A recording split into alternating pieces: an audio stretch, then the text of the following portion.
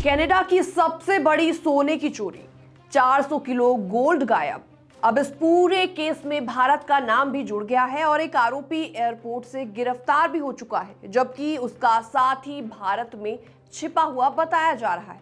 आखिर project 24K में भारत का क्या कनेक्शन है, सब कुछ आपको डिटेल में बताएंगे। नमस्कार, मैं हूं आपके साथ प्रेरणा कौशिक।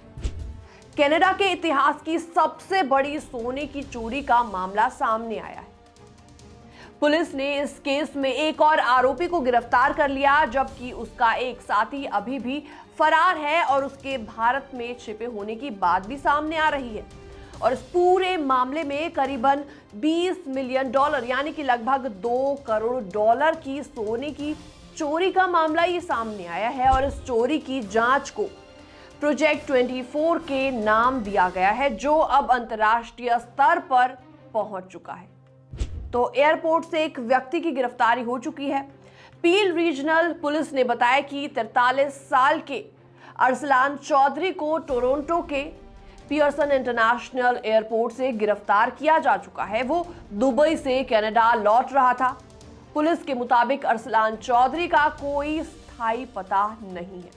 अरसलान चौधरी पर $5000 से ज्यादा की चोरी के पैसों से जुड़ी चीजें रखने और सीरियस क्राइम की साजिश रचने जैसे आरोप लगाए गए हैं।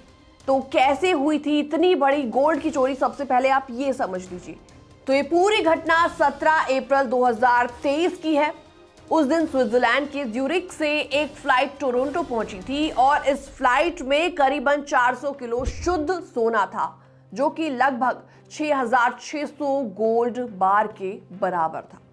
इस सोने की कीमत $20 मिलियन थी। जी हां, तो इसके अलावा करीबन $2.5 मिलियन की विदेशी करेंसी भी कार्गो में थी। जब फ्लाइट से कार्गो उतारा गया तो उसे एयरपोर्ट के एक अलग हिस्से में ले जाया गया, लेकिन कुछ ही घंटों के बाद पता चला कि पूरी खेप गायब हो चुकी है। और इसके बाद हड़कंप मच गया चारों तरफ और जांच शुरू हो गई। तो जांच में सामने आए कई आरोपियों के नाम। पुलिस ने इस मामले में करीबन 10 लोगों को आरोपी बनाया है और उनके खिलाफ गिरफ्तारी वारंट भी जारी किए गए हैं। इनमें एक अहम नाम है सिमरनप्रीत पनेसर का। वो ब्रैम्पटन का रहने वाला है और पहले एयर कनाडा में काम किया करता था। पुलिस का आरोप है कि उसने एयरलाइन के सिस्टम से छेड़छाड़ की और कार्गो की पहचान बदलकर उसे गलत जगह भेजने में मदद की। पुलिस का मानना है कि सिमरनप्रीत फिलहाल भारत में छिपा हुआ है। तो पिछले साल उसे चंडीगढ़ के पास एक किराए के फ्लैट में ट्रेस किया गया था। उसके खिलाफ पूरे कनाडा में गिरफ्तारी वारंट जारी है। तो पहले भी ऐसी गिरफ्तारी हो चुकी है। तो इस केस में इससे पहले अर्चित ग्रोवर नाम के आरोपी को मई 2024 में टोरंटो एयरपोर्ट से गिरफ्तार किया जा चुका था। वो भी भारत से लौट रहा था।